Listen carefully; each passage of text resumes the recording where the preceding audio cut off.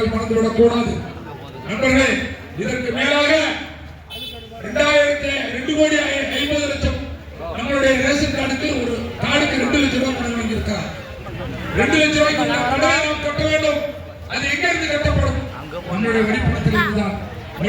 திரு நேரு அவர்கள் நகர்ப்புற அமைச்சராக பிறகுதான் 100% வரி உயர்வு நம்மளுடைய சொத்து வரி உயர்த்திருக்கிறார். 400 ரூபாய் கட்டின வரி நீங்க 1000 ரூபாய், 4000 ரூபாய் கட்டின வரி 10,000. தண்ணீர் வரி உயர்வு, மின்சார கட்டண உயர்வு.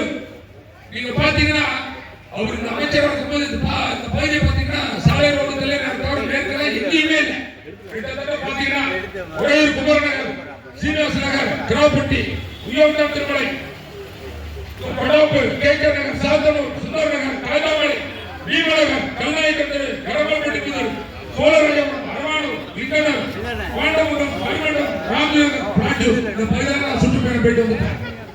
எல்லா பக்கம் பாத்தீங்கன்னா ரோடு வசதி இல்லைங்க, சாக்கடை வசதி இல்லை. மக்கள் ரொம்ப படாத கொடுப்பாங்க.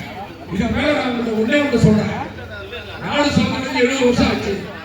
ஒரு அரசு மேல்நிலை பள்ளி கூட திருச்சி மேற்கு பகுதி வெள்ளங்கிறது மேலும் தொடர்ச்சியா 10 ஆண்டுகள் ஒரு மாதிரி நகரமாக உருவாக்கி இருக்க முடியும். குறிப்பாக அவர் சொல்வது என்றால் மேரிஸ் பாலம் கடந்த 5 ஆண்டு காலமாக கட்டாமல் கிடக்கின்றது. குளமுருட்டியிலிருந்து அண்ணா சாலைக்கு மேம்பாலம் அமைப்பு என்ற வாக்குறுதி தந்தார், நிறைவேற்றவில்லை. அண்ணா சாலையிலிருந்து கபால் தந்தி மெட்ரோசால் சபை மேம்பாலம் என்று சொன்னார், வரவில்லை. குளமுருட்டி பாலம் கடந்த 100 ஆண்டு காலமாக பராமரிக்கப்படாமல் இருவழி பாதை